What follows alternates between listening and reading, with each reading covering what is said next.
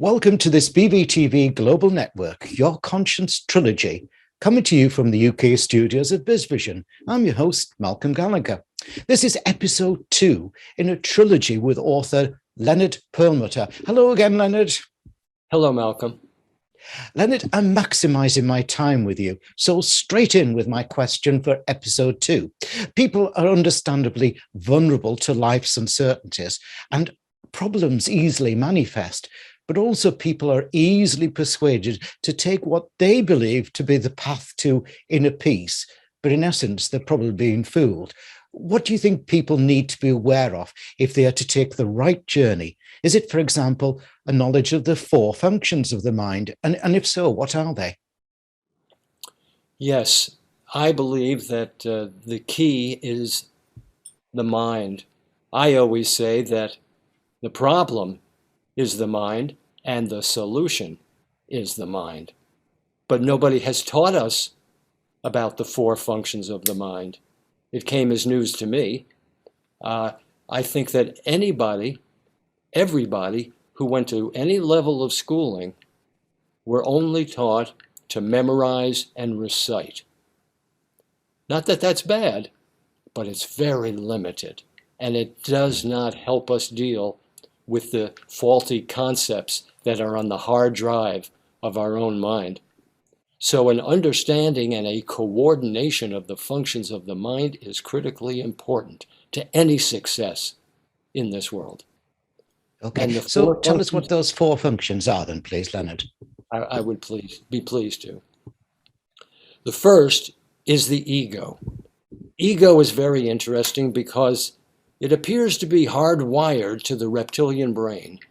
And we know that the reptilian brain is all about self-preservation and is heavily invested in the fear of annihilation. Doesn't want to die, doesn't want the form to die. And every form has an ego. You know, I am the bubble, I am the bubble, I am the bubble. And so the ego does its bidding, the bidding of the reptilian brain, by, in the midst of every relationship, cutting it in half. One half it says, oh, this is pleasant, I like it, let's reprise it. And the other portion here, oh, this is very unpleasant, it's bad, I don't like it, let's eliminate it. But we all know from our own personal experience of life, that which is pleasant isn't always good for us, and that which is unpleasant, isn't always bad for us. So if I simply listen to the limited perspective, often faulty, of the ego, I'm going to be in a whole lot of pain. And so I have to be able to educate, train, and parent the ego to a different way of being. And I'll explain that in a moment. So that's the ego. Very loud, very pushy, very insistent, often wrong, never in doubt. The second is the senses. The mind projects our creative energy.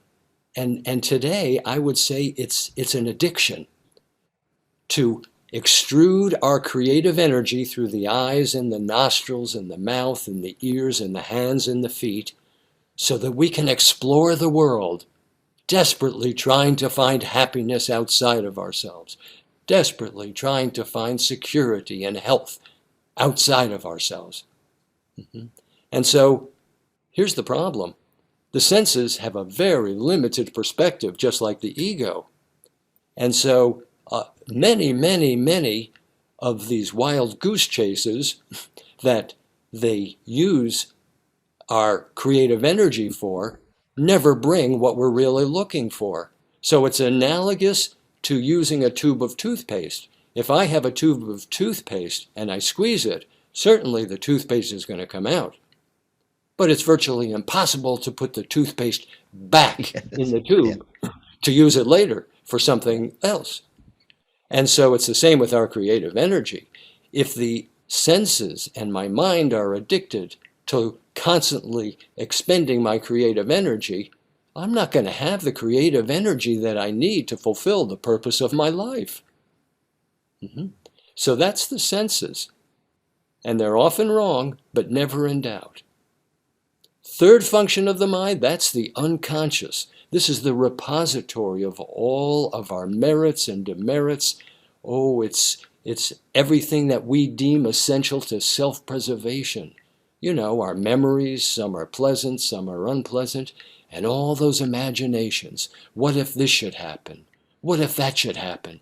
And what if neither happens?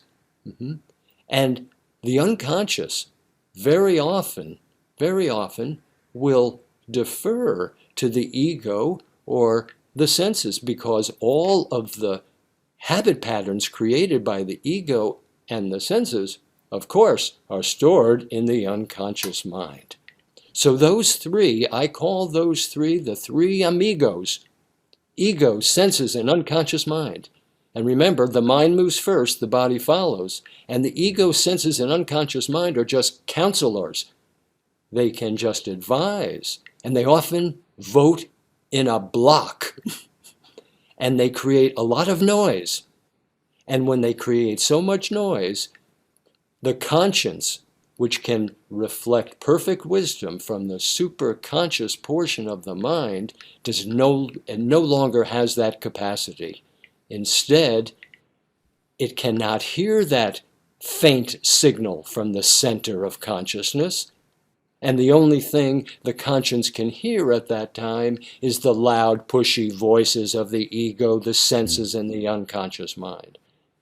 So, because the conscience is the only function of the mind that can make a decision, the conscience winds up forsaking the superconscious wisdom and simply rubber stamps the limited, often faulty concepts of ego, senses, and unconscious mind. And the consequence for us very often is pain.